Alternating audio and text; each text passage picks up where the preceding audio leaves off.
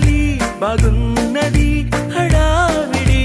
నేనిలా వినాలనే ఇన్నాళ్ళ నుంచి కలలు కన్నదే అందమైన లోకం అందులో నువ్వు